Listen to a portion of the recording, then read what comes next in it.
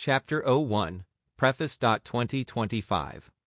This preface introduces Rainbow Family Life Stories by Jody Bateman, a collection of first-hand accounts from members of the Rainbow family of living light spanning from the 1970s through the 2000s. It outlines the early gatherings, intergenerational stories, and the preservation of these oral histories, emphasizing Bateman's dedication to recording them by hand.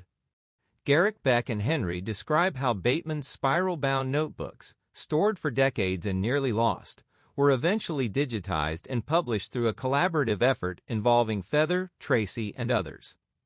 The digitization relied on modern tools such as ScanBot Pro, Handwriting OCR, ChatGPT 5+, and Amazon Polly, transforming the manuscripts into accessible text, audio, and video.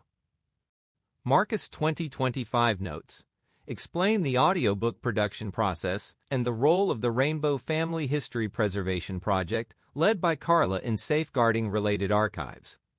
The work is released under a Creative Commons Attribution license to ensure open preservation and access to Bateman's documentation of rainbow culture. Chapter 02. A Intro.R.F. 1. This introduction to Rainbow Family Life Stories traces the intellectual and cultural roots of the Rainbow family of living light by linking their ideals of voluntary cooperation to anthropologist Gene Weltfish's account of Pawnee social life, which emphasized self-discipline without coercion. Jody Bateman recalls the first Rainbow gathering in 1975, where hundreds of people sustained themselves through volunteer efforts without centralized authority, paralleling Weltfish's vision of grassroots democracy. He situates the Rainbow family in a lineage of radical traditions, from early 20th century socialism, communism, and the IWW, through the Beat Generation and the counterculture of the 1960s, highlighting the influence of thinkers like Lawrence Lipton, Wilhelm Reich, Aldous Huxley, and Timothy Leary, as well as the role of psychedelics in reshaping youth consciousness. The text emphasizes how runaways, draft resistors, and disillusioned youth coalesced around alternative communities in places like Haight-Ashbury, with events such as Bill Graham's concerts, the Summer of Love, and the spread of communes like Morning Star Farm and Wheeler's Ranch, marking a shift toward experimental, self-governing lifestyles. Through these threads, Bateman presents Rainbow as both a continuation of older radical dreams of equality and self-rule, and a distinct 1970s youth movement seeking to live out democracy in daily life. Chapter 02. B. Intro.R.F. 2. The second part of the introduction by Jody Bateman traces the origins and development of the Rainbow family. Beginning with the decline of the radical youth movement after the Kent State killings in 1970, when Chuck Winsong and Barry envisioned a peace gathering that led to the first Rainbow Gathering in Colorado in 1972. From there, the Rainbow family grew into a spiritual and communal alternative to both the fading counterculture and conventional society, blending protest traditions, Native American influences, and a strong emphasis on energy, spirituality, and sharing. Accounts describe early gatherings as both visionary and flawed, with shifting hopes from immediate transformation to gradual community building. The Rainbow family's initiatives included caravans, attempts at communes, and peace camps, reflecting both their ambitions and their struggles with leadership, resources, and social pressures. By the 1980s, Rainbow had become more organized and politically influential, contributing to anti-nuclear protests, supporting transient youth, and providing an alternative to racism and authoritarianism, while also reflecting the tensions and hardships of communal life. Despite challenges, Rainbow persisted as a decentralized, non-hierarchical movement promoting peace, sharing, and spiritual renewal, rooted in the countercultural legacy of the 1960s, and adapted to the harsher political and economic realities of the 1980s. Chapter 03. Gathering. Itself. This introduction to the gathering itself frames three perspectives on the Rainbow family's central activity, the gathering, before moving into individual life stories. It begins with excerpts from Basic Rainbow by Garrick, an early organizer, outlining the principles, institutions, and broader effects of the gatherings, though sometimes idealized. This is contrasted with anthropology student Monty Tidwell's diary of the 1977 New Mexico gathering, offering unfiltered first impressions of a smaller event. Finally, it presents the U.S. Forest Service's official report on the 1978 Oregon gathering, which, despite some criticisms Garrick dismisses as trivial, portrays the event positively. The text notes that Ruth Carter Stapleton, President Carter's sister, read an earlier report and encouraged government support for Rainbow, leading to favorable negotiations over Bureau of Land Management land, though later curtailed by political shifts. Even under Reagan, the Forest Service recognized the Rainbow family's ability to care for the land. Chapter 03. A. Excerpts. Garrick. This excerpt from Basic Rainbow by Garrick describes the ethos, practices, and evolution of the Rainbow family gatherings, emphasizing non-hierarchical cooperation, collective decision-making, and the central role of silence as a unifying spiritual practice. It explains how councils function as inclusive forums for discussion and consensus, how groups like Shanti Sena provide nonviolent conflict resolution and camp security, and how cooperative areas support mediation and volunteer participation. The text recounts the Rainbow family's involvement in broader political and social movements, including anti-nuclear activism, American Indian rights, refugee relief, and disaster response.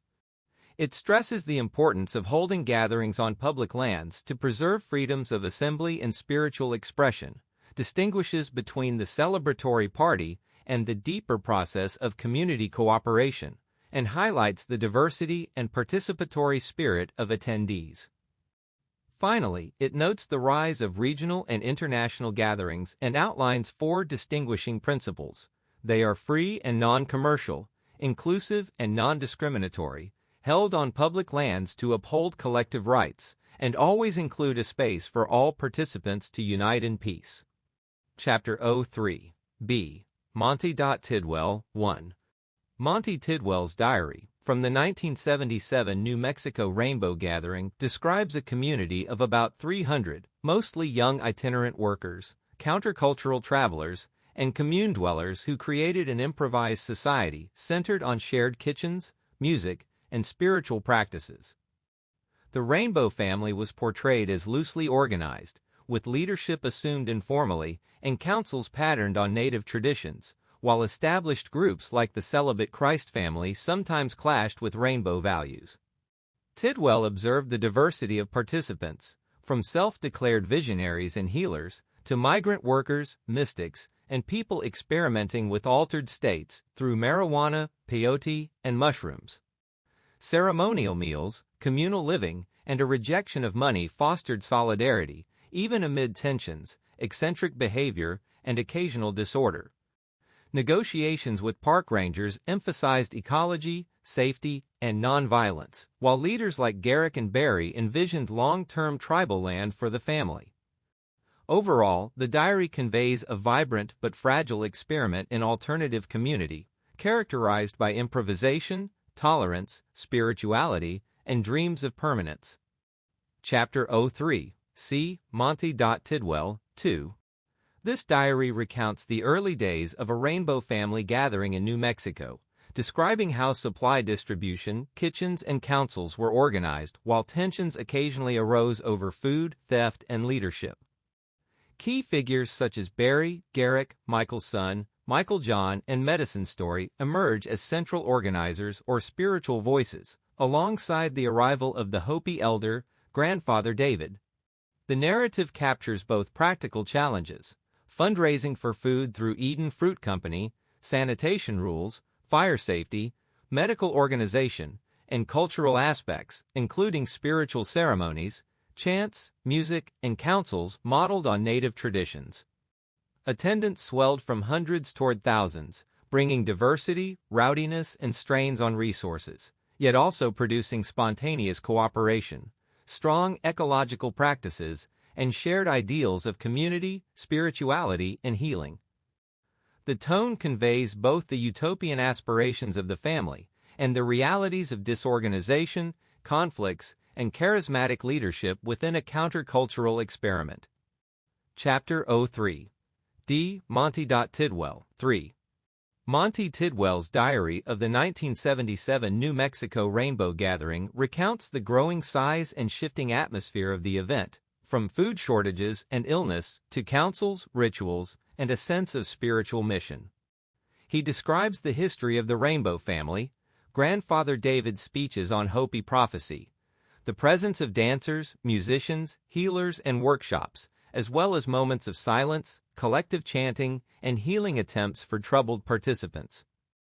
The gathering grew to thousands of people, with councils on unity, environmental causes, barter-based exchanges, and proposals for traveling healing caravans. Tidwell also highlights the diversity of participants, the central role of OM circles, and the significance of the Stone of Many Faces.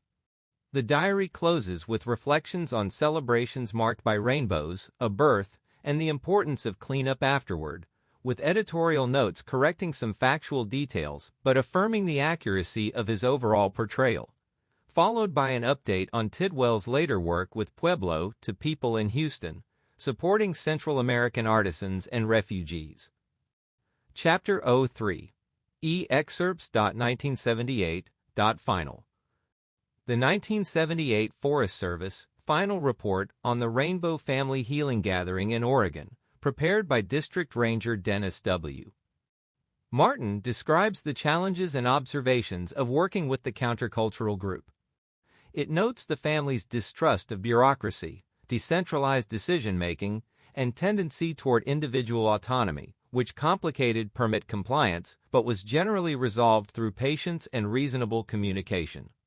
While many participants showed interest in ecological issues and Forest Service practices such as clearcutting and herbicide use, others lacked any knowledge of forests, and a minority caused trouble through self-interest.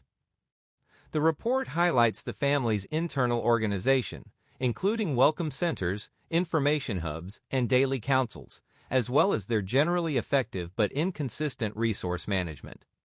Environmental impacts included soil erosion from poorly placed trails, fecal coliform increases in Black Rock Creek due to bathing, sweats, and large numbers of dogs, and localized damage from horses and goats, though long-term soil compaction proved insignificant. The gathering cost the Forest Service about $25,000 in law enforcement, fire, and permit oversight. A later reflection by Jay Sun and others suggests that much of the report's content simply echoed what Rainbow members themselves told officials, emphasizing the tension between official narratives and participant perspectives. Chapter 04. Intro. Origins.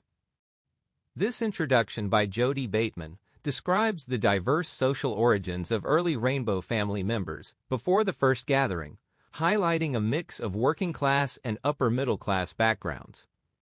While social scientists often viewed the hippie movement as primarily upper-middle class, figures like Barry, Chuck Winsong, Michael Bear, and Sonny came from working-class families, in contrast to Garrick, whose parents founded the Avant-Garde Living Theater. Others, such as Jean or Joan, Vision of the Love Family, and Phil Coyote of the STP family, illustrate the blending of social classes that shaped the movement. The narrative emphasizes how post-war economic growth and expanded educational opportunities allowed people from very different backgrounds to connect, creating the cultural and social conditions that made Rainbow possible. This union of groups like Barry's Marble Mount Outlaws and Garrick's Temple Tribe, alongside smaller family-like collectives, became the foundation of the Rainbow family. Chapter 04. A. Barry 1. This excerpt recounts Jody Bateman's interviews with Barry, a key figure in the Rainbow family, between 1979 and 1984. Barry first shared parts of his life at the 1979 Arizona gathering, focusing on his childhood, Navy service, and experiences in Haight-Ashbury, later expanding his storytelling at the 1981 Washington gathering, where others such as Chuck Winsong, Jay Sun, Feather, and Sonny also contributed. While Barry's personal life was not often detailed, Bateman later learned that Barry had been married to Ellen in 1967 before his life with Sonny, mother of his son Shaneka. Barry and Ellen moved to New York in 1969, where Ellen's Professor Patterson became involved with them, eventually leading the Christ Brotherhood, a group also called the Children of Light, Messianic Brotherhood, and Christmas Brotherhood. After Barry and Ellen separated, Barry lived with Lila and her children until 1971, while Ellen joined the Christ Brotherhood, which unexpectedly organized the Second Rainbow Gathering in 1973, surprising Barry and Garrick. Ellen left the group in 1983 and began working on a book about her experiences. The text also includes The Great Invocation by Alice Bailey, a spiritual passage of central meaning to Barry. Chapter 04. B. Barry 2. Barry Plunker recounts his life from his 1945 birth in Montana through his role in the origins of the Rainbow Family of Living Light, tracing visions of peaceful gatherings that inspired him from childhood into adulthood. After serving as an NSA technician in the Navy, he gravitated to San Francisco's Haight-Ashbury in 1966, witnessing the birth of the hippie movement, the Human Be-In, and the clashes with police. Disillusioned with the Haight's decline, he joined others in forming communities across the U.S., guided by visions and shared spiritual experiences. Through encounters with figures like Emmett Grogan, Allen Ginsberg, Tony Angel, and Jefferson Davis, Plunker helped shape early rainbow gatherings, including Marble Mount, Vortex, and the pivotal 1972 Colorado Gathering, often marked by confrontations with authorities, spiritual rituals, and large-scale communal organization. His narrative emphasizes visions, miracles, struggles with law enforcement, and the blending of native, countercultural, and mystical influences, culminating in the Rainbow Family's emergence as a movement rooted in peace, sharing, and spiritual community. Chapter 04. See Barry 3. This segment recounts Barry Plunker's and others' experiences in the Rainbow Family gatherings of the 1970s, describing how events in Wyoming, Utah, Arkansas, Montana, New Mexico, and Oregon unfolded as a mix of spiritual practice, conflict with authorities, communal living, and cultural experimentation. Narratives include dealing with fires, law enforcement raids, arrests, and misunderstandings with locals, but also highlight councils fostering free expression, visions of peace villages, and ceremonies such as peyote rituals, pipe ceremonies, and marriages. The gathering served as family-like reunions where people tested collective resilience, faced deaths, births, and spiritual challenges, and navigated both outside opposition and internal conflicts. Despite arrests, raids, and tragedies, participants emphasized community solidarity, respect for nature, spiritual freedom, and the building of lasting traditions, with stories often interspersed by contributions from figures like Chuck Winsong, Jason, Tony Angel, and others who helped shape the rainbow ethos. Chapter 04. D. Barry 4. This account traces Barry Plunker's recollections of Rainbow Family gatherings from the late 1970s through the mid-1980s, emphasizing themes of community, conflict, and resistance. He describes encounters with figures such as Ram Dass, internal debates over elders and authority, and the distinctive role of groups like the Love Family. The narrative covers the Oregon, Arizona, West Virginia, Washington, Idaho, Michigan, and California gatherings, recounting moments of unity, challenges with law enforcement, environmental stewardship, incidents of violence, and the handling of disruptive individuals. Key episodes include protests against uranium mining at Mount Taylor, participation in the Acts 79 Peace March, confrontations with the Forest Service in West Virginia, large-scale silent meditations, and experiments in governance and cooperation. The gatherings grew to tens of thousands of participants, embodying ideals of peace, self-organization, and cultural autonomy, culminating in Barry's assertion that the Rainbow Family had become a people, a culture, and a guiding energy for global gatherings. Chapter 04. E. Sunny One. This part of Jody Bateman's Rainbow Family life stories introduces Sunny, whose account complements Barry's by emphasizing the lived realities of American working-class families in the 1950s and 1960s, particularly the financial struggles following the death of a breadwinner.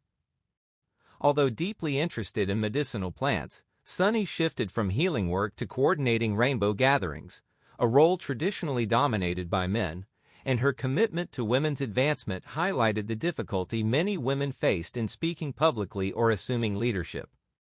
Bateman contrasts his college-town background of gender-parallel jobs with the more sharply divided roles he observed at Rainbow, illustrated by the example of Jason and his wife Feather, whose work roles later reversed.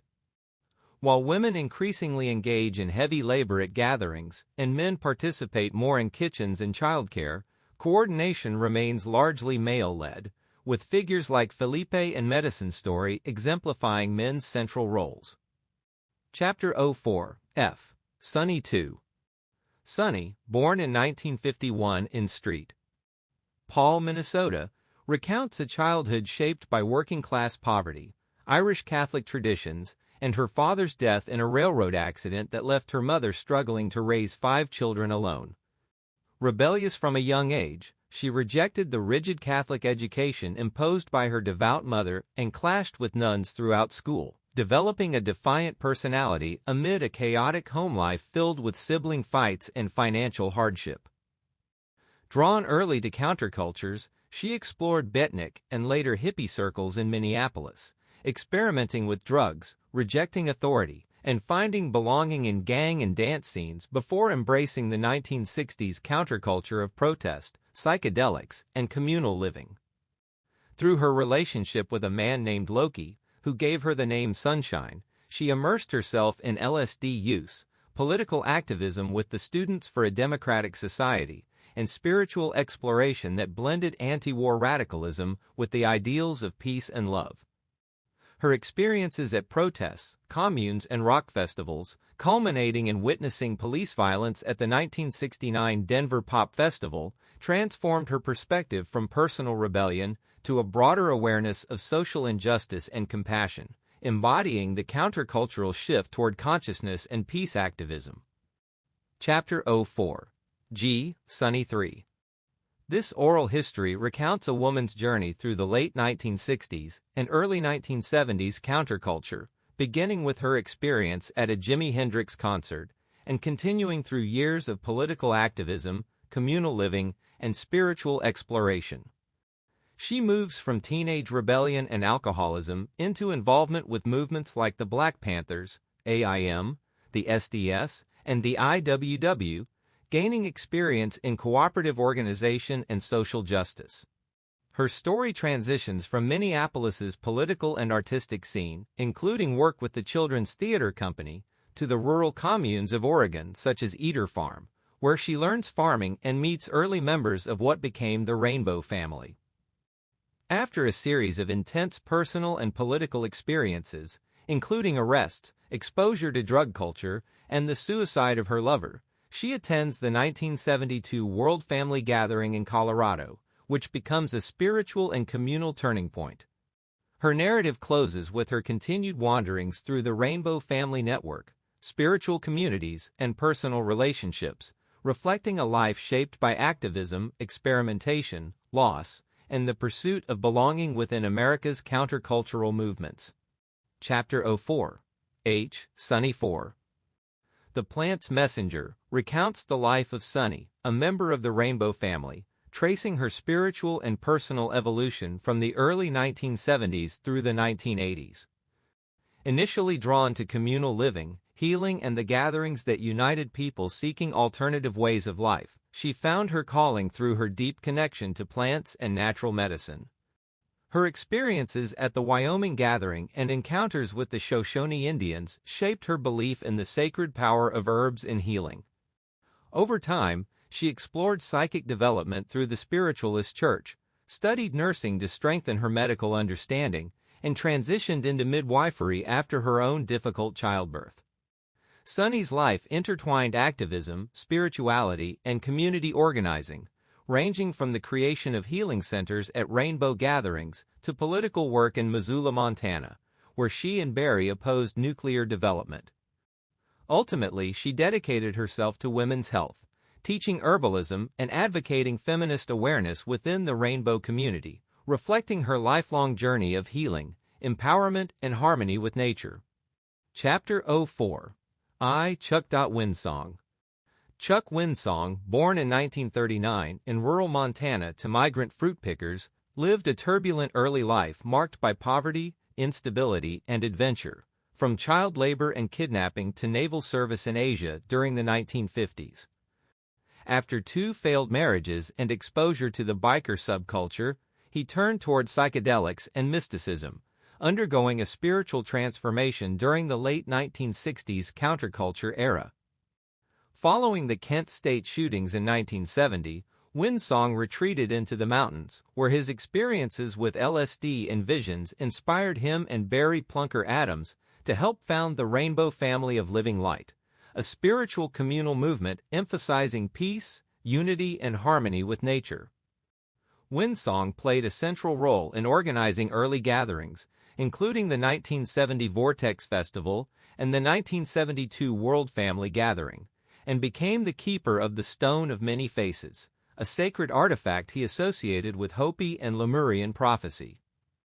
Throughout the 1970s and 1980s, he traveled across North and Central America, linking native prophecy, communal ideals, and Christian mysticism, while participating in major rainbow gatherings from Colorado to Mexico and Alaska. Later, with partner Patty and their 2 children, he settled in Missoula, Montana, continuing to live by rainbow principles of vision, fasting, prayer, and communal transformation. Chapter 04. J. Michael Bear. Summarize/describe this section in 1 paragraph. Michael Bear's 1982 oral history traces his path from a Boston-born son of old left parents, a Jewish mother and Italian father who was a union organizer and communist, to a formative mix of juvenile arrests, an army stint with special forces in Laos, anti-war radicalization, and immersion in West Coast counterculture. After work in San Francisco's music scene and the Avalon Ballroom, he moved among communal networks from Berkeley SDS to the Hog Farm, Salmon Creek in Big Sur, and the outlaw tribe of Marble Mount, where he helped ferry draft dodgers to Canada. He describes the first West Coast tribal gathering at Vortex, the founding years at Rainbow Farm with Garrick and Barry Plunker, relationships with Terry and Joanne, with whom he had a son Joshua, a later move to Takelma, Oregon, and a 1979 cultivation bust that led to probation and a brief period driving a cab before returning to Rainbow Farm. He distinguishes himself from STP Bear, affirms the Rainbow Family as his only viable way of life at age 41, and the editor notes that he was paralyzed in a diving accident in summer 1982, and that the Apple Annie bus was named for his former partner Joanne. Chapter 04. Garrick 1. In this introduction, Jody Bateman recounts his interviews with Garrick, a key figure in the Rainbow Family of Living Light, conducted between 1981 and 1987 at Garrick's Oregon commune, Rainbow Farm. Initially, Garrick gave only brief responses about his life, but later, during an all-night conversation in 1981, he shared a detailed account of his upbringing and activism. Influenced by his parents' radical values, he sought to apply those principles in creating and managing Rainbow Farm as a cooperative community. Unlike other enduring communes led by charismatic figures such as Stephen Gaskin or Love Israel, Garrick rejected forming a personality cult or asserting authority through land ownership. Instead, he emphasized consensus and shared responsibility, even in resolving conflicts like those involving the Philly crew. By the late 1980s, Garrick had moved to New York, but Rainbow Farm remained active and continued to influence its surrounding rural area. Chapter 04. L. Garrick II. Garrick Beck, born in 1949 to founders of the Living Theater, recounts his upbringing amid New York's avant-garde artists and peace activists, his early exposure to political protest through his parents' anti-war actions, and his eventual immersion in social movements of the 1960s.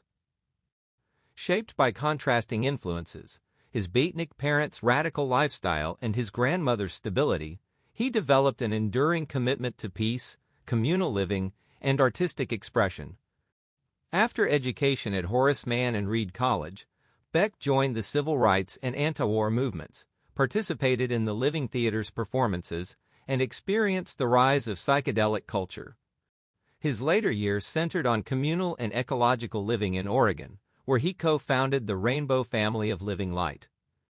The Rainbow Family grew from a vision of global unity, spirituality, and peace, culminating in the establishment of Rainbow Farm, a working communal settlement dedicated to organic agriculture, self-sufficiency, and collective creativity.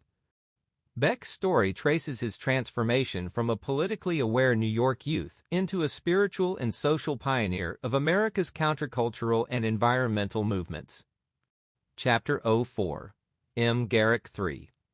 This memoir segment by Garrick recounts life at the Rainbow Farm commune in the early 1970s, blending chaotic daily challenges, interpersonal conflicts, and large-scale activism leading up to the 1972 Colorado Rainbow Gathering. It opens with stories of runaways, stolen cars, and clashing dietary factions, alongside the birth of Garrick's first child amid a swirl of visitors, eccentric benefactors, and goat-related mishaps. The narrative then follows the genesis of the Howdy Folks invitation to the Colorado Gathering, a cross-country outreach tour, and a visit to Hopi elders to return a found tablet, resulting in mutual respect but no prophetic match. Garrick describes assembling the Rainbow Oracle publication, the fraught relocation from Table Mountain to Strawberry Lake under state opposition, and the elaborate maneuvers to bypass police roadblocks. The gathering itself becomes a vivid tapestry of kitchens, councils, spiritual meditations, and negotiations over cultural differences, climaxing with simultaneous 4th of July ceremonies at Table Mountain and Strawberry Lake. As the event dissolves, Garrick's relationship with his partner Karen cycles through separation, reconciliation, and a retreat to the Sangre de Cristo Mountains, followed by months of travel and craft selling. Returning to the farm in late 1972, he finds it transformed, its gentle idealists replaced by the assertive, armed Philly crew, signaling a shift away from the communal spirit that had defined its earlier years. Chapter 04. N. Garrick IV. This section is Garrick's detailed chronicle of his years in the Rainbow Family movement, from the early 1970s through the mid-1980s, intertwining personal life with the politics and logistics of organizing gatherings. It begins with his travels, fundraising, and delivery of supplies for the American Indian movement, then follows his settling into rural life in Oregon, navigating tensions with armed anti-authoritarian factions at Rainbow Farm, and negotiating their departure without conflict. Garrick recounts successive rainbow gatherings across the U.S., describing site scouting, clashes with local authorities and federal agencies over permits, environmental stewardship, and strategies for public relations. His personal narrative includes building a homestead, raising children, multiple relationships and breakups, and periods of travel with partners and friends, all while balancing activism, community building, and subsistence work like farming and craft production. He notes the evolution of rainbow organizing, from informal to increasingly structured councils, the importance of unity against exploitation, and the movement's shifting relations with government bodies. The account ends in the late 1980s with ongoing community projects in New York, continued advocacy for peaceful assembly, and his father's death, framed by the enduring conviction, voiced in a poem by his father, that the Rainbow Family's essential mission is to build a mass movement. Chapter 04. O. Phil. Coyote. 1. Phil Coyote recounts a turbulent life from his birth in Los Angeles in 1956, marked by a prominent political family background.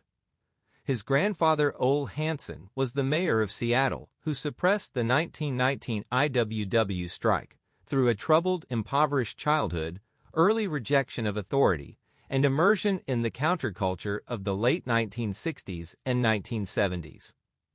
After experimenting with LSD at 15, he joined communes like Pride Family and Wheeler's Ranch, encountered the Rainbow family at Rainbow Farm in Oregon, and became involved in preparations for the first Rainbow Gathering in Colorado in 1972, including outreach to communes, visits to Hopi elders, and advocacy for the gathering's ideals of nonviolence, communal sharing, and environmental respect. Before meeting the Hopi elders, he and others ate peyote obtained from a non-Hopi friend, but this was separate from Hopi tradition. His narrative describes police blockades, negotiations with landowners, spiritual encounters, and symbolic events such as the discovery of the Stone of Many Faces. He chronicles later years spent drifting between rainbow gatherings, Native American ceremonies, the outlaw STP family, and communes across the U.S. and Canada, with frequent clashes with law enforcement, struggles with alcohol, and fluctuating relationships. Interwoven are accounts of spiritual searching, peyote meetings with Native practitioners outside Hopi tradition, periods of disillusionment with the Rainbow family, and survival through panhandling, theft, and temporary communal living, culminating in frank reflections on his mistakes, the risks of misusing sacred practices, and the precarious nature of transient countercultural life. Chapter 04. Phil. Coyote 2. Phil Coyote, Half Hill's life story, recounts decades of drifting within and around the Rainbow family, from the mid-1970s into the 1980s, marked by deep engagement with Native American spiritual practices, repeated misuse and later respect for peyote, and constant travel across the United States and Mexico. His narrative blends vivid episodes from gatherings, confrontations with locals and law enforcement, and encounters with countercultural groups such as the Christ Family and Love Family, revealing both camaraderie and disillusionment. The recurring motif of the Stone of Many Faces threads through his story, symbolizing a burdensome spiritual object passed among members. His experiences include heavy substance use, stints in jail, intense personal relationships, and oscillations between communal idealism and destructive behavior.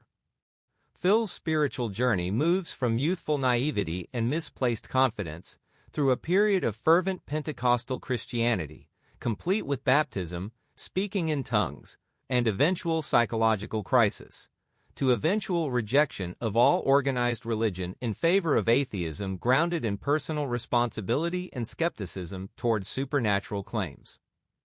His account is interwoven with loss, particularly of close friends, and an enduring loyalty to the Rainbow family ethos of freedom, care for the earth, and mutual aid, even as he critiques hypocrisy and conflict within the movement. Ultimately, his story is one of continual movement, geographical, spiritual, and ideological, framed by a restless search for authenticity, belonging, and self-defined truth. Chapter 04. Jean. Vision 1.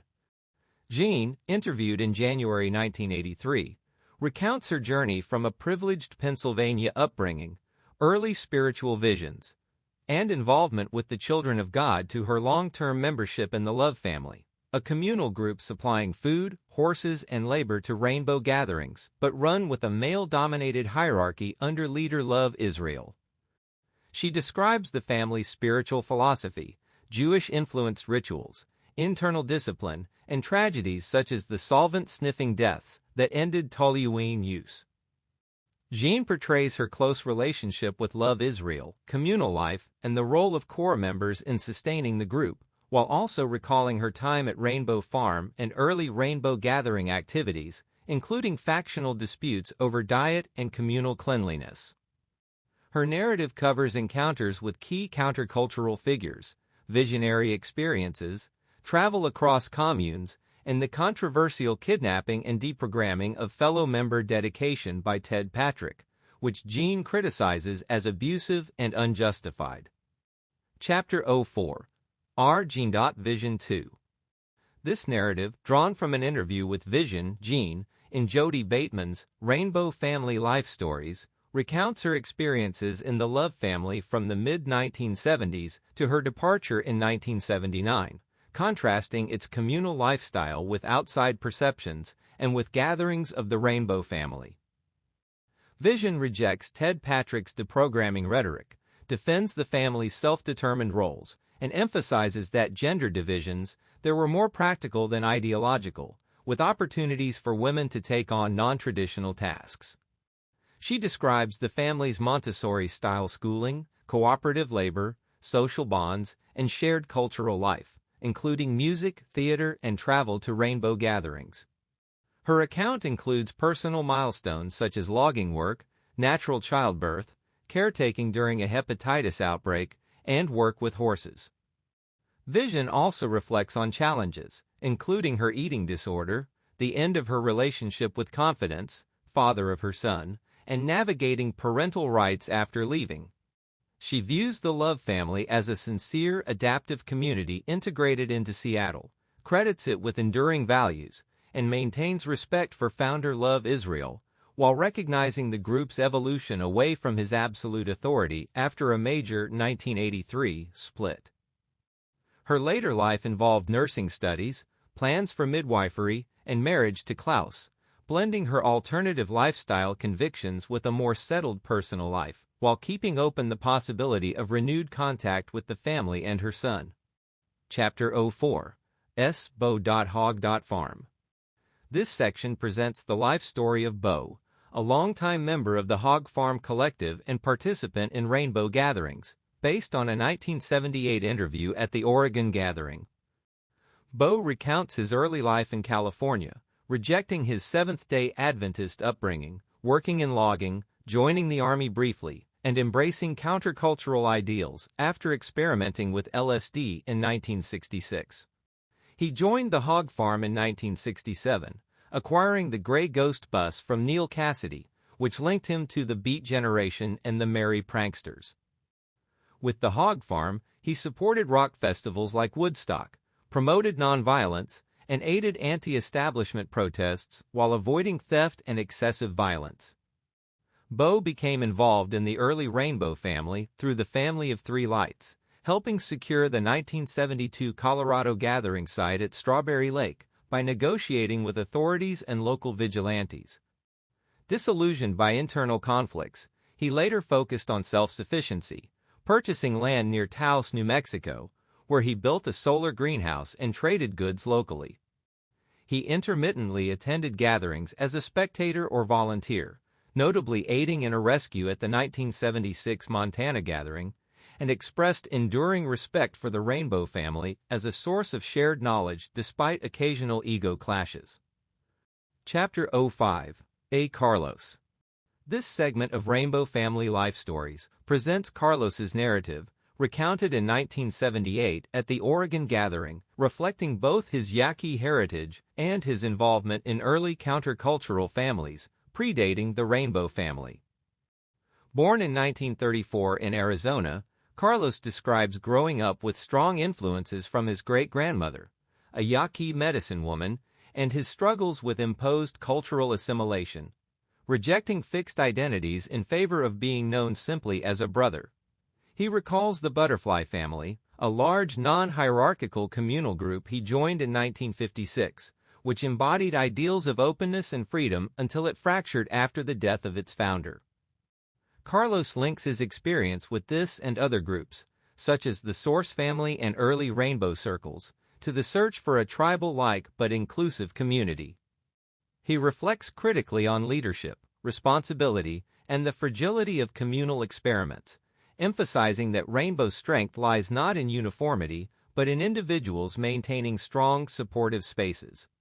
His reflections highlight the ongoing tension between spiritual ideals, personal autonomy, and the challenges of sustaining collective communities within the broader counterculture. Chapter 05. B. Medicine. Story. This segment from Rainbow Family Life Stories presents the extensive oral history of Medicine Story, a Wampanoag elder and storyteller interviewed in 1980 and 1982, whose life intertwined with Native activism, countercultural movements, and the Rainbow family gatherings. Born in 1929 in Salem, Massachusetts, he grew up with both affluent maternal roots tied to Lydia Pinkham's patent medicine fortune and indigenous heritage passed on through his grandfather's stories. After early pursuits in theater, including connections with the Living Theater and Alan Watts, he immersed himself in the 1960s counterculture, participating in Haight-Ashbury's experiments in free schools, communes, and psychedelic culture before attending the first Rainbow Gathering in 1972. That event catalyzed his commitment to storytelling, tribalism, and community, leading to his lifelong role as a storyteller for children in Kid Village and as a cultural bridge between Rainbow family members and native traditions. His narrative spans involvement with Indian leaders such as Janet McLeod, participation in protests and intertribal councils, founding community projects like the Matanoket community with his wife Emmy, and shaping conferences on birthing, homeschooling, and storytelling at Another Place Conference Center in New Hampshire. Through travels, spiritual visions, and activism, he came to see storytelling as central to cultural survival and healing, adopting the name Medicine Story to reflect his mission of adapting indigenous traditions for all people, a role he continued until his death in 2018. Chapter 05. See Intro. Hammond. This segment introduces the story of Jason, Feather, and Grasshopper, one of the longest accounts of a nuclear family within the Rainbow family of living light. Jason and Feather met at the first Rainbow Gathering in 1972, stayed together until 1982, and raised 2 children while enduring the loss of another. Their relationship was strained by the tension between countercultural ideals and mainstream society, most notably when Jason urged Feather to have an abortion in 1976, an experience she deeply regretted in a community where women often valued childbirth as part of their freedom. Feather later had a medically necessary abortion in 1978, after which Jason had a vasectomy, yet she continued seeking opportunities to care for children, reflecting Rainbow's communal ethos. Jason worked in forest thinning for minimal pay, refusing city jobs that conflicted with his values of independence and fatherhood, a stance contrasting sharply with mainstream definitions of steady work. Feather's daughter, Tracy, nicknamed Grasshopper, grew up in Rainbow settings from communes in California to remote New Mexico, balancing her countercultural upbringing with interactions among conservative peers. Her perspective offers a glimpse into the experiences of the second generation of the counterculture. Chapter 05. D. J. Son 1. This segment presents Jason's life story as told in an extended interview, covering his upbringing in California, his experiences in Vietnam, and his later immersion in countercultural movements. Born in 1946, Jason describes his optimistic worldview, family influences, and adventurous youth before volunteering for the Vietnam War, where he served as a long-range reconnaissance patrol soldier, was wounded, and later disillusioned by the contradictions he witnessed. Returning home, he became involved in anti-war activities, the People's Park movement, and eventually the emerging hippie counterculture. He founded Warm Springs, a hot springs commune in New Mexico, with his partner Leah, where they created a space-blending community, spirituality, and countercultural ideals, attracting everyone from truckers to celebrities.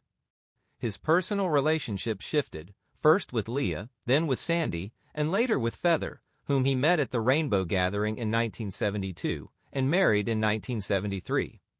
Their shared life included raising children, working communes, and participating deeply in Rainbow family gatherings. Throughout, Jason frames himself as a warrior who sought both peace and authenticity, carrying lessons from war, drugs, communal living, and tragedy, including the sudden death of his infant son Sean, which he links to a profound spiritual vision. Chapter 05. E. J. Son 2. This segment continues Jason's account, beginning with the death of his infant son Sean, which he and his community interpreted through both local folklore and spiritual visions, leading to a ritual burial and subsequent conception of another child.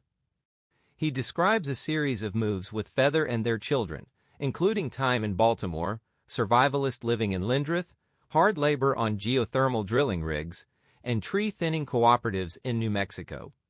His narrative intertwines rainbow gatherings, communal living, and activism, such as helping tornado victims in Oklahoma, resisting uranium mining in New Mexico, and occupying the Trojan nuclear power plant in Oregon. He reflects on conflicts with religious groups like the Christ Brotherhood, his struggles with overwork and poverty, and tensions in family planning, eventually choosing a vasectomy. Despite setbacks, including harassment by investigators and eviction due to being identified as Rainbow Family, Jason emphasizes perseverance, political awareness, and environmental activism. He closes with reflections on Rainbow Family's growing respect from federal agencies, the Peace Camp vision, and his later work as a counselor at a reform school, where he forged unusual bonds with troubled youth, navigating authority, race, and trust, while remaining committed to communal ideals and the broader mission of healing and transformation. Chapter 05. F.J. Son 3.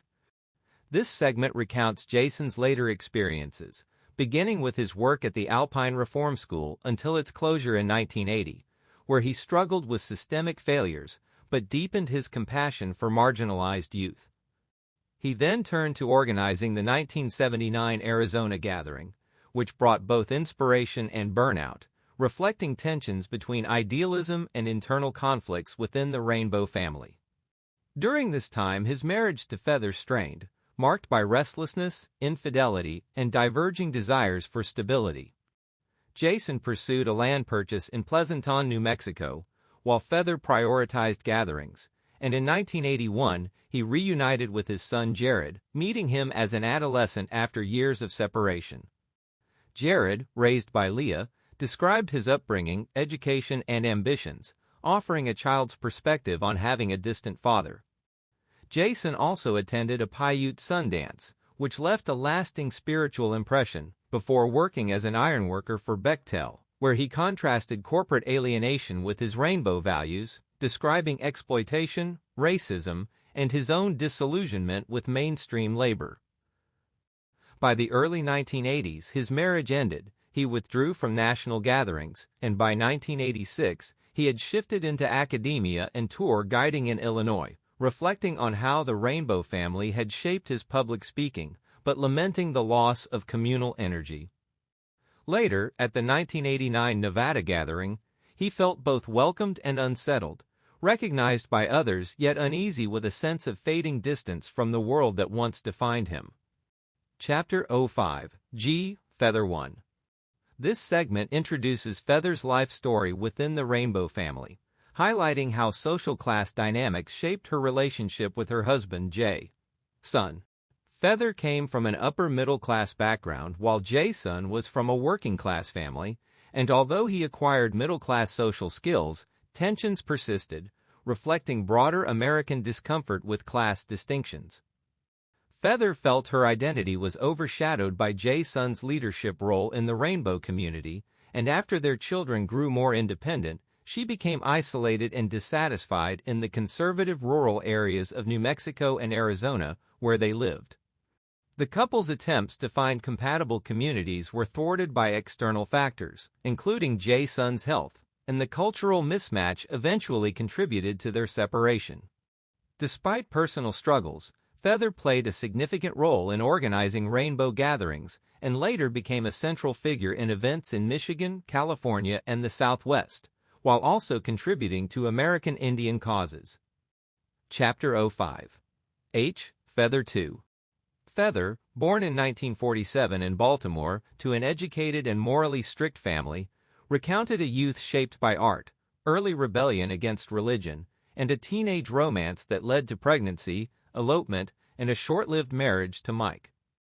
After their separation, she worked as a commercial artist and later pursued college, where exposure to marijuana and LSD ignited a spiritual awakening and desire for closeness to nature. Her journey took her west, where she joined the counterculture community at Wheeler's Ranch in California, embraced communal living, experimented with psychedelics, and raised her daughter, nicknamed Grasshopper, in an environment of freedom and shared survival. In 1972, she attended her first Rainbow Gathering, describing the arduous trek to the Colorado mountains, transformative experiences of communal prayer, love, and spiritual visions, and her deep connections with people she met there, including her partner Jay. Together Together they traveled, lived communally, raised horses, endured hardships, celebrated gatherings, and built a life interwoven with the ideals of love, peace, and spiritual unity, while also facing struggles such as miscarriage, illness, and loss, all of which she narrates as profound elements of her unfolding life story. Chapter 05. Feather 3.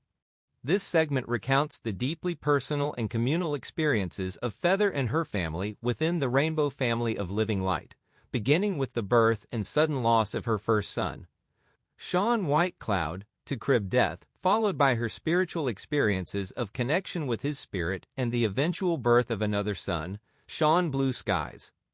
It details their struggles and resilience as they moved through different homes, worked in tree thinning and other jobs, and participated in rainbow gatherings and communal activism. The narrative interweaves grief, spiritual visions, drug experiences, and encounters with both supportive and hostile outsiders, showing how their faith, community, and countercultural ideals sustained them through hardships. It culminates in their involvement in cooperative living, peace camps, and the anti-nuclear occupation at the Trojan plant, where they supported demonstrators and engaged directly in grassroots activism, blending personal trials with broader social and spiritual commitments. Chapter 05. Feather 4. This segment recounts Feather's deeply personal and spiritual journey within the Rainbow family during the late 1970s and 1980s. It begins with the hardships of leaving Oregon and enduring a difficult winter in New Mexico, including a pregnancy loss and abortion, which became a profound spiritual trial. Feather describes the contrasting atmospheres of different gatherings, her participation in organizing and mediating tensions, and symbolic encounters such as a great horned owl's appearance, coinciding with the death of a community member. The narrative moves through major experiences, including the Washington and Idaho gatherings, adventures in wilderness camps, and the arrival of Quetzalcoatl, a Mexican healer whose visions and ceremonies linked rainbow gatherings to indigenous traditions across the Americas. Feather participated in sacred ceremonies such as the Sun Dance, witnessing healings and profound rituals, and later joined journeys to Mexico and Canada, where spiritual exchanges, performances, and peace offerings deepened cross-cultural connections. These experiences were transformative, but also strained her relationship with Jason, as their struggles with abortion, infidelity, and conventional expectations contrasted with the ideals of openness and freedom they sought. Ultimately, Feather reflects on visions of her daughter Angel, born after years of loss, seeing her as a spirit that had been with her all along, and by 1989, she was living in Flagstaff, Arizona, studying to become an art teacher while continuing to raise Angel. Chapter 05. Grasshopper. Grasshopper, born in 1965 in Baltimore, recounts a turbulent but adventurous upbringing marked by frequent moves, countercultural communities, and rainbow gatherings. Raised primarily by her mother, she experienced unconventional environments such as Wheeler's Ranch, early exposure to drugs, and shifting father figures. She recalls her mother's relationships, the loss of a baby sibling, and challenges fitting into different schools, especially near Native American reservations. Despite instability, she found comfort in gatherings, friendships, and visits to her grandmother. As a teenager, she lived with her family in Luna, New Mexico, briefly considered Mormonism, and developed her own outlook that blended Christian beliefs with the desire for stability. Over time, her view of the gatherings shifted from excitement to awareness of their difficulties, yet she still felt tied to them. By her late teens and early 20s, she navigated relationships, worked as a waitress, stayed connected with both parents, and eventually graduated high school. She continued attending rainbow events before settling into a trade as a carpenter in Tucson, Arizona. Chapter 05. Jerry.Energy. This is an interview with Jerry, a member of the Rainbow family of Living Light, conducted at the 1978 Oregon Gathering. Born in 1951 in Kentucky to a German mother and a part Cherokee father, Jerry grew up bilingual and spent his youth navigating strict Catholic schooling, sports, and early drug use. After leaving home in 1969, he lived in countercultural communities, supported himself through odd jobs and drug dealing, and became deeply involved with the Rainbow family after attending the 1970 Vortex Festival and the 1972 Colorado Gathering, where he organized a large kitchen. His travels took him across the U.S. and into Mexico, working in farming, construction, and even building a nuclear plant, while always returning to rainbow gatherings and communal living.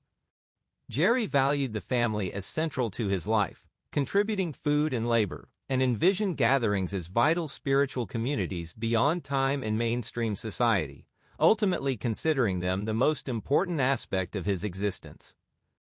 Chapter 05. M. Red Dave. This is an interview from 1978 with Red Dave, part of Rainbow Family Life Stories, by Jody Bateman. It recounts his life from childhood through his involvement with the Rainbow family of Living Light.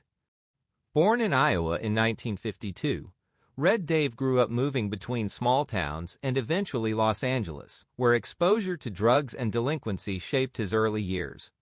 By age 13, he was taking LSD, aligning himself with counterculture groups like SDS, and by 14 he was dealing drugs.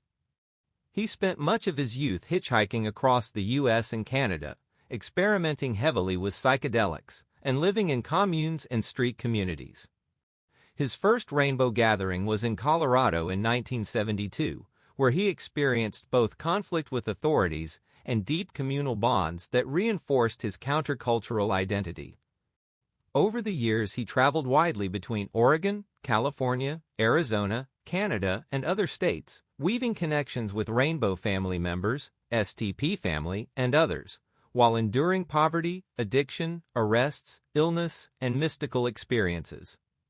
He recounts visions, peyote rituals, sweats, and encounters with figures like Bear, Barry, Dominic, and Chuck Winsong, highlighting both chaotic and spiritual dimensions of the movement. By the mid-1970s, he participated in multiple gatherings in Utah, Arkansas, Montana, and New Mexico, often dealing with conflict with police, health officials, or internal disputes, but also emphasizing the communal spirit, spiritual signs, and the sense of destiny guiding the Rainbow family.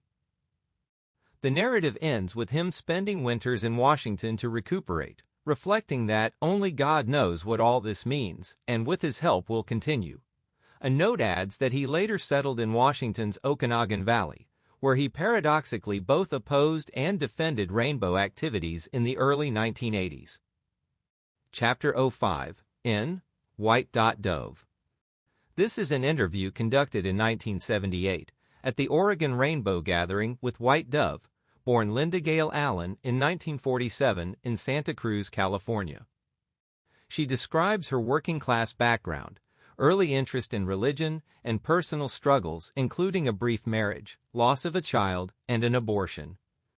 She recounts a transformative vision in 1971 in which she became White Dove, a spiritual figure who considered rainbow people as her children. Her initiation into rainbow gatherings began with the Granby Gathering in 1972, where she was baptized in front of 20,000 people. White Dove recalls her relationships with men such as Slow Bull and Running Bear, with whom she had a daughter, Nirana, in 1976, believing the child to embody her deceased spiritual sister. She details conflicts within the rainbow community, including hostility after speaking against drug use and her experience of being thrown into a fire pit with her child at the New Mexico gathering. Despite disillusionment with aspects of the tribe, she remained dedicated to the gatherings, spiritual practices such as Krishna consciousness festivals, and communal living.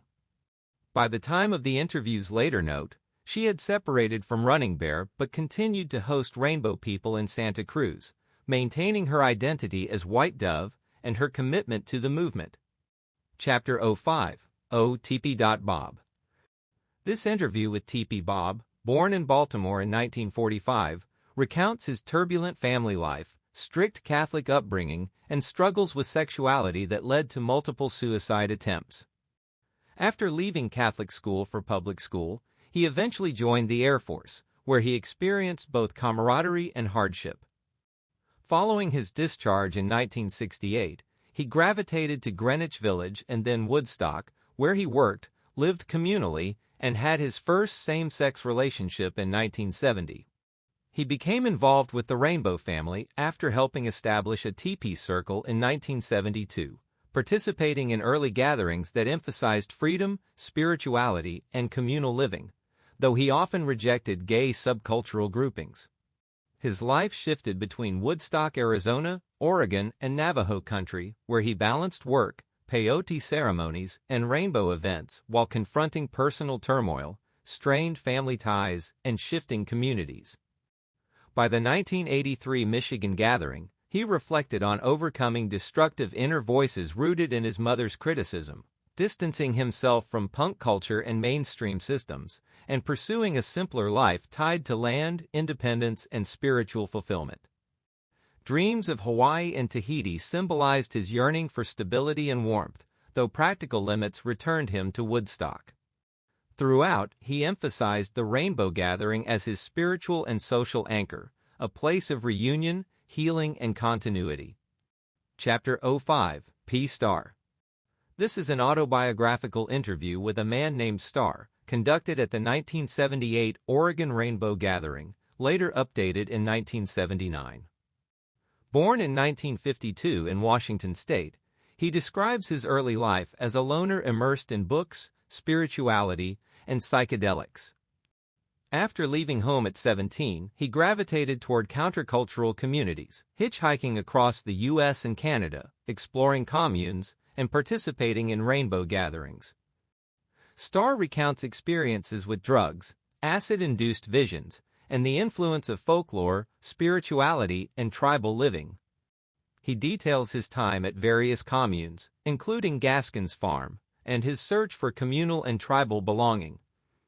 His journey is marked by unstable relationships, alcoholism, and repeated cycles of living in the woods, communal kitchens, and hitchhiking. He became deeply involved with Rainbow Kitchens, particularly Faith Kitchen and Carnival Cafe, finding meaning in cooking. The narrative also covers his encounters with figures like Earthworm, Ferenc, Tibor, and others, alongside episodes of hepatitis outbreaks linked to communal living, highlighting health crises that disrupted communities such as Eden Hot Springs. Later passages describe chaotic experiences in Arizona, Mexico, and Guatemala, including cultural clashes, hepatitis relapses, encounters with cult-like groups, and a violent confrontation involving Phil Coyote and Dragon Cloud. By 1979, after visions of reform, Starr resolved to give up alcohol, meat, and low-consciousness behaviors, and recommitted himself to spiritual growth and community at the Arizona Rainbow Gathering. Chapter 06, A. Sage. This interview with Sage, recorded at the 1998 Arizona Gathering, presents her life and experiences growing up in the Rainbow family and participating in Native traditions. Born in 1982, Sage was raised mainly by her mother, a nurse's aide and cosmetologist in Grand Marais, Minnesota, while her father, Felipe, took her to nearly every Rainbow Gathering since birth. She describes her small town and how other children there are curious about the gatherings. Though uncertain about her future, she expresses an interest in becoming a kindergarten teacher, inspired by the joy she felt as a child in Kid Village.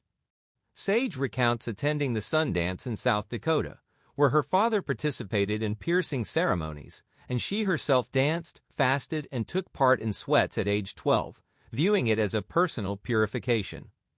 While she was baptized and confirmed in the Lutheran Church to please her mother, she admits that Christianity holds little meaning for her. Her mother disapproves of both the Sundance and the Rainbow Gatherings, believing she stopped attending in 1990, though Sage has secretly continued to go each year and intends to keep doing so. Chapter 06, B. Michael Jonathan. This interview with Michael Jonathan recounts his upbringing and connection to the Rainbow family. Born in 1979 in Tacoma, Washington, he grew up moving between separated parents. His father, once part of the Rainbow family, raised him outside of formal schooling, teaching him reading, survival skills, building, and a belief that nature itself is divine. After his mother moved to Atlanta, she put him out on the streets at age 12, where he joined countercultural circles at Little 5 Points.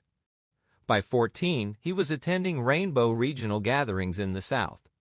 At 15, he was arrested in Georgia for marijuana possession, leading to boot camp and 2 years in juvenile detention, which he describes as attempts at brainwashing.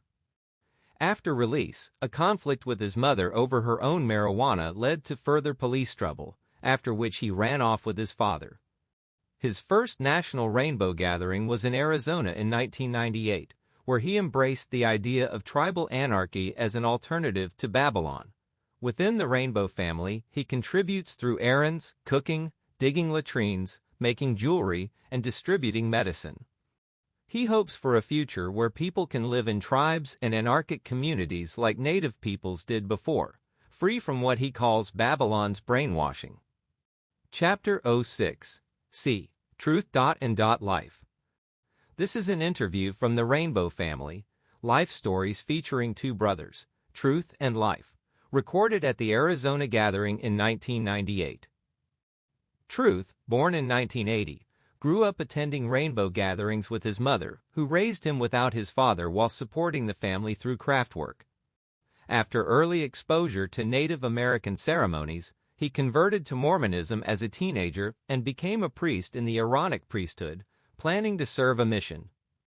He struggles with reconciling conservative Mormon teachings with the values of the Rainbow family, noting tensions but also overlaps such as emphasis on family.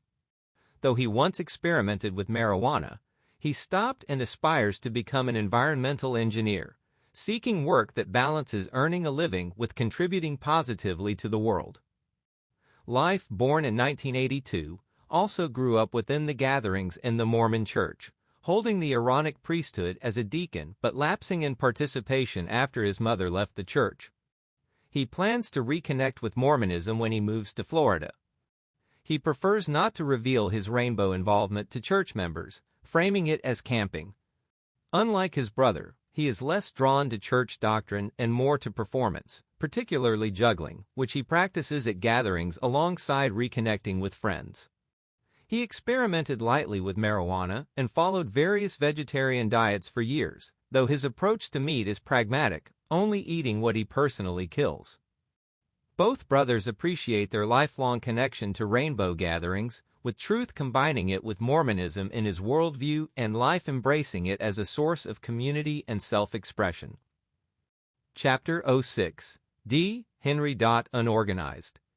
Henry, born in 1979 in Colorado, grew up between his divorced parents' contrasting worlds, his father Val, deeply involved with the rainbow gathering community, and his mother, who remarried multiple times and struggled with difficult relationships. Henry spent much of his childhood moving between schools, often joining his father to scout gathering sites, and found in the rainbow community a sense of belonging absent in mainstream schooling, where he felt ostracized. His father was an authoritative but supportive parent, emphasizing respect and responsibility, while his mother provided a more conventional home life. After leaving high school during the Missouri Gathering of 1996, Henry moved to Maine, attended alternative school, and graduated before joining the Army in 2001. He was in basic training during 9/11, served in South Korea instead of Iraq, and left the military in 2004. Rejecting coercion after police academy training, he pursued mentorship instead, later studying elementary education in Utah. A legal issue over an abandoned bike threatened his record but was deferred. Reflecting on his life, Henry credited the Rainbow Gathering for shaping his identity, keeping him drug-free, and giving him lasting memories with his father, valuing it as a model of community and the largest unorganized organization in the world. Chapter 07. A. Kashfi. Etc. This is a set of oral histories recorded at the 1978 Oregon Rainbow Gathering with three voices, Kashfi, her son Lucas, and her friend Haya. Kashfi recounts her life from running away as a teenager in Los Angeles through time spent in Haight-Ashbury, Chicago, and Bloomington, where she gave birth to Lucas. Her narrative traces a life of drifting, drugs, spiritual searching, and eventual grounding in Fairfax, California, where she makes clothes under the label American Gypsy. She describes her views on drugs as tools for vision that she ultimately left behind, and her perspective on raising Lucas in an unconventional but open manner. Lucas reflects briefly on schooling, hitchhiking with his mother, and his preference for tents over houses, showing a child's view of a transient lifestyle. Haya offers the longest account, beginning with childhood pain and a Hasidic heritage, summers in Michigan where she discovered drugs, visions of UFOs, and transformative acid experiences.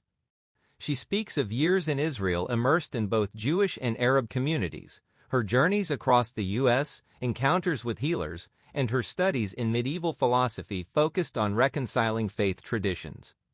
Her story is filled with episodes of danger, resilience, and mystical encounters, culminating in her commitment to healing practices. By 1978, she framed the Rainbow Gathering as a place of deep healing and preparation for the heavy times ahead, stressing the importance of people coming together to support one another. Chapter 07. B. Nashima. Etc. This recounts the intertwined life stories of Nashima, an Aleut named woman who rejected mainstream society for countercultural living, and Banjo Jenny, a banjo player and leather worker who became the guardian of one of Nashima's children.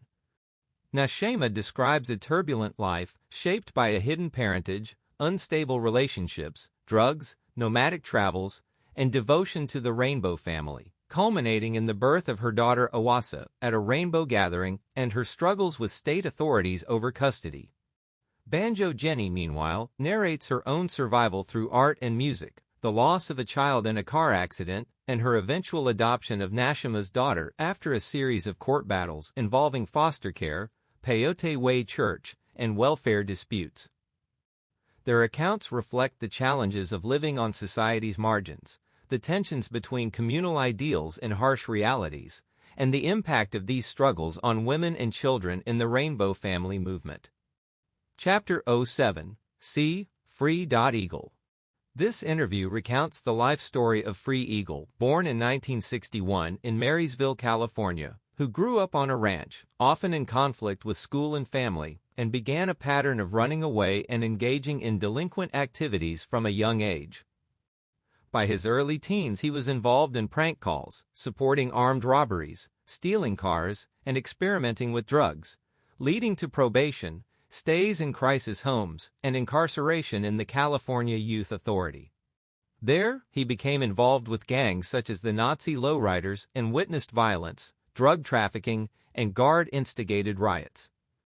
Repeated cycles of arrest and release exposed him to heroin addiction, foster care, and troubled relationships, including with a girlfriend who shared his instability. After time in drug programs and further relapses, he attempted to leave heroin behind, turning instead to marijuana and psychedelics. In 1978, he arrived at the Rainbow Gathering in Oregon, drawn by its ideals of freedom and community, discarding his drug paraphernalia and aspiring to pursue music and a freer life. He expressed a desire for spiritual growth, truth-telling, and survival through music and communal living rather than crime, and by October 1978, he was reported to be living happily and drug-free with relatives, having bought an electric guitar.